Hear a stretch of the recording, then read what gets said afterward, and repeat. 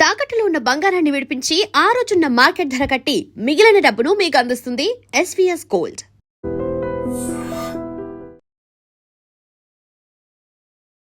అందరికీ నమస్కారం.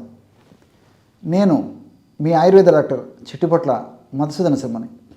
మనం ఈ వీడియోలో పక్షవాత వ్యాధికి చక్కటి గృహ వైద్యం అనేటువంటి అంశాన్ని గురించి తెలుసుకోబోతున్నాం. పక్షవాతం, దీన్నే పక్షాఘాతం అనేటువంటి పేరుతో పిలుస్తూ ఉంటారనమాట.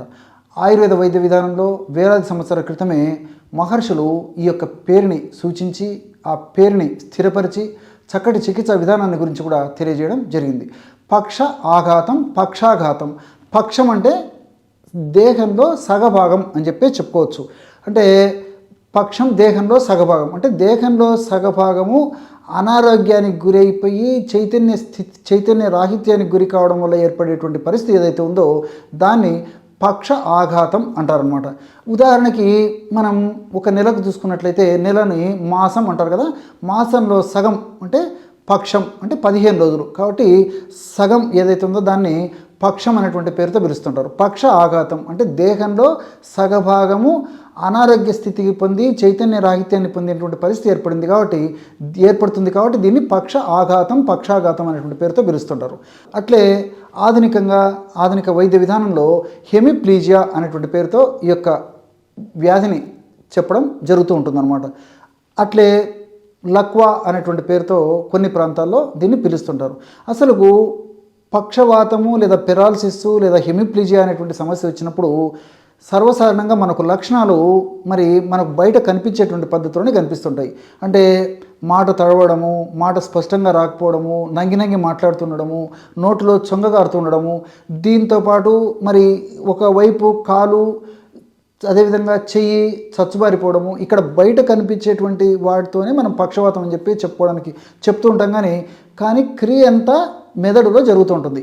అసలు పక్షవాతం ఎందుకు వస్తుందని చెప్పి మనం ఆలోచించినట్లయితే మెదడులో రక్తం గూడు కట్టడం వల్ల కానీ, అంటే రక్తనాళాలలో రక్తము గూడు కట్టడం వల్ల రక్తము గడ్డల రూపంలో తయారైపోయి రక్త ప్రవాహానికి అంతరాయం కలగడం వల్ల ఆ ప్రభావం చేత 100లో 90% మంది పైనే పక్షవాతం వస్తూ ఉంటుంది. అతి కొద్ది శాతం మందిలో మాత్రము రక్తనాళాలు చిట్టడం వల్ల కూడా ఈ యొక్క పక్షవాతం వచ్చేదానికి అవకాశం ఉంటూ ఉంటుందన్నమాట. ఈ పక్షవాతము వచ్చేటప్పుడు కొంతమందిలో మాత్రం కొన్ని లక్షణాలు కనిపిస్తాయి. అంటే నేను చెప్పినటువంటి పద్ధతిలో మాట తడబడము, అదేవిధంగా బ్లరింగ్ విషన్ గడపడము, ఒక్కొక్కసారి చీకటిగా గమ్మినట్టుండడము, బైర్లు గమ్మడము, తల తిరిగినట్టుండడము, అదేవిధంగా తల భ్రమ అంటే తలలో ఒక్క క్షణం పాటు బరువు పెట్టినట్టు ఉండడము, తల ఒక్కసారి అలా చక్కరిచ్చినట్లు అనిపించడము, దీంతోపాటు తడబాటు మాట్లాడుతుండడము, అదేవిధంగా ఏదప్పుడు నాలుకతో నమిలేటప్పుడు కూడా కొంచెం అసౌకర్యానికి గురి అవుతుండడము, దీంతోపాటు ఆ చెయ్యి భాగం కానీ కాలు భాగం కానీ కొద్దిసేపు చైతన్య రాహిత్యం పొందేసి క్షణిక కాలం పాటు మళ్ళా నార్మల్ స్థితికి రావడము, ఇలా కొంతమందిలో ఆ పక్షవాతం వచ్చే ముందుకు సూచనగా కనిపిస్తూ ఉంటుందన్నమాట. కొంతమందిలో ఎలాంటి సూచన కూడా కనిపించదు. కాబట్టి ఒక భాగంలో చైతన్య రాహిత్యం అయిపోతుందన్నమాట. అంటే అలాంటి పరిస్థితుల్లో వాళ్ళు నడవాలని ఇబ్బంది పడుతుంటారు, అదేవిధంగా ఆ యొక్క చేతితో ఏదైనా పని చేసుకోవాలని ఇబ్బంది పడుతుంటారు, కూర్చోవాలన్నా నిల్చోవాలన్నా అదే పద్ధతిలో నడవాలన్నా మెట్లు ఎక్కాలన్నా చెప్పాల్సిన పరిస్థితి లేదన్నమాట. సో ఇతరుల మీద ఆధారపడింది వాళ్ళు స్వయంగా ఈ యొక్క పనులు చేసుకునేటువంటి దుస్థితికి 100లో దాదాపు 90% మందికి పైనే కలిగేటువంటి పరిస్థితి ఏర్పడుతూ ఉంటుందన్నమాట.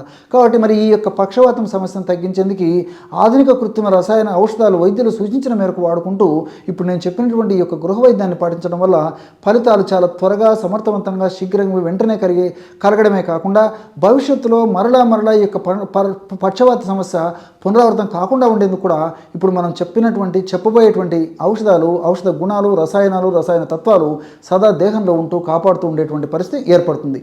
ఈ యొక్క పక్షవాత సమస్య తగ్గేందుకు ఔషధాన్ని ఎలా తయారు చేసుకోవాలంటే వచ్చ చూర్ణము ఒక 10 గ్రాములు తీసుకోండి, నిదానంగా రాసుకోండి. పూర్వకాలం పెద్దలకైతే చాలామందికి తెలిసే ఉంటుంది, కానీ ఈ కాలంలో చాలామందికి తెలియదు. మాటలు స్పష్టంగా వచ్చేందుకు, మెదడుకు సంబంధించినటువంటి వికారాలు రాకుండా ఉండేందుకు, జ్ఞాపక శక్తి తగ్గకుండా ఉండేందుకు, మంచి జ్ఞాపక శక్తి, ఏకాగ్రత, ధారణా శక్తి, స్మరణ శక్తి ఉండేందుకు కూడా పెద్దలు మరి చిన్న వయస్సు నుంచి కూడా ఈ వచ చూర్ణాన్ని చిన్నపిల్లలకు వాడేవాడు అనమాట. వచ గంధ రూపంలో కానీ, లేకపోతే వచ చూర్ణాన్ని చనబారతో కానీ, లేకపోతే తేనెతో రంగరించి ఇవ్వడం కానీ, వెన్నతో రంగరించి ఇవ్వడం కానీ ఇలా చేస్తుండేవాళ్ళు అనమాట. కాబట్టి వచ చూర్ణం మనకు మార్కెట్లో దొరుకుతుంది. వచ చూర్ణాన్ని ఒక 10 గ్రాములు తీసుకోండి. అదేవిధంగా శొంఠి చూర్ణాన్ని ఒక 10 గ్రాములు తీసుకోండి. నల్ల జీలకర్ర చూర్ణాన్ని ఒక 10 గ్రాములు తీసుకోండి. కాబట్టి వచ చూర్ణము, శొంఠి చూర్ణము, నల్ల జీలకర్ర చూర్ణము ఈ వీటినంటే ఒక్కొక్కటి 10 గ్రాముల చొప్పున తీసుకోవడం వల్ల 30 గ్రాముల ఔషధం రెడీ అయిపోతుంది. ఈ విధంగా తయారు చేసుకున్నటువంటి ఈ యొక్క ఔషధాన్ని ఒక గాజు సీసాలో నిల్వ ఉంచుకొని రోజు ఉదయం ఆహారానికి ఒక 10-15 నిమిషాల ముందు, రాత్రిపూట కూడా ఒక 10-15 నిమిషాల ముందు, ఆహారానికి ముందు ఈ యొక్క ఔషధాన్ని సేవించాలి. ఎలాగంటే 1 గ్రాము ఉదయం పూట, 1 గ్రాము రాత్రిపూట సేవించాలన్నమాట. ఇంతకంటే ఎక్కువ డోస్ వాడకూడదు. కాబట్టి ఈ పద్ధతిలో ఉదయం 1 గ్రాము, రాత్రి 1 గ్రాము తీసుకోవడం వల్ల ఈ ఔషధం కేవలం 15 రోజులకు మాత్రమే వస్తుంది. కాబట్టి తేనె వాడదైనటువంటి వాళ్ళందరూ కూడా తేనెతో కలిపి తీసుకోవచ్చు. తేనె వాడకూడనటువంటి వాళ్ళు ఎవరైనా ఉంటే ఒక 50 ml వాటర్లో కలిపి తీసుకున్నా సరిపోతుంది. లేదంటే కాస్త పాలలో కలిపి కూడా తీసుకోవచ్చు. లేదంటే దీన్ని వెన్నతో కూడా తీసుకోవచ్చు అనమాట. కాబట్టి ఎవరికి ఎలా వీలైతే అలాగా ఈ ఔషధాన్ని వాడుకోవడం వల్ల చాలా సమర్థవంతమైన ఫలితాలు కలుగుతాయి. ఆ సమస్య నుంచి కూడా త్వరగా కోలుకొని భవిష్యత్తులో మళ్ళీ ఆ సమస్య పునరావృతం కాకుండా కూడా ఈ యొక్క ఔషధం ఉపయోగపడుతుంది. ఈ 15 రోజులకి ఈ ఔషధం అయిపోయిన తర్వాత మరలా తాజాగా తయారు చేసుకొని మరలా వాడుకుంటూ ఉండాలి.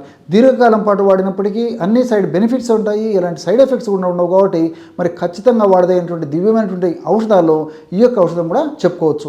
ఈ ఔషధాన్ని కూడా మరి ఎంతోమంది వాడి చక్కటి ఫలితాలు పొందిన తర్వాతనే మీకందరికీ ఉపయోగపడుతున్నటువంటి సదుద్దేశంతోనే ఈ యొక్క క్షేమదాయకమైనటువంటి సైడ్ ఎఫెక్ట్స్ లేనటువంటి ఈ యొక్క ఫార్ములాని మీకు తెలియజేయడం జరిగింది. చూశారు కదా, ఎటువంటి సులువైనటువంటి ఔషధ యోగాన్ని ఈ పక్షవాత సమస్య తగ్గేందుకు మీరు ఈ వీడియోలో తెలుసుకున్నారో. మరొక వీడియోలో మరొక అంశంతో మళ్ళీ కలుద్దాం. అంతవరకు నమస్కారం. మీ Chittibotla. Sir, one life lesson what medicine has taught you. Whatever you can do without expecting. But I really believe మన పాజిటివ్ యాటిట్యూడ్ ఉంటేనే మనం ఏదైనా సాధించగలం. గట్ ని మనం కరెక్ట్ గా డీల్ చేసినట్లయితే అది మనకి పాజిటివ్ హార్మోన్స్ ని రిలీజ్ చేస్తుంది. షుగర్ వచ్చిన వాళ్ళ పరిస్థితి ఏంటి? పొట్ట దగ్గర పెరిగితే దాన్ని ఆండ్రాయిడ్ అంటారు. ఆండ్రాయిడ్ ఫోన్ కదా. అసలు థాట్స్ ఎందుకు వస్తాయి? బ్రెయిన్ డెడ్ అంటే దానికి ప్రపంచం అంతా కూడా కొన్ని నిర్దిష్టమైనటువంటి లక్షణాలు ఉన్నాయి. మానసికంగా ధైర్యంగా ఉంటే క్యాన్సర్ జయించవచ్చు. You are a doctor for a cause sir, అంతే. వాళ్ళకి వచ్చిన ఆదాయం కాకుండా ఫ్రీ సర్వీస్ ఎంతమందికో చేస్తారు.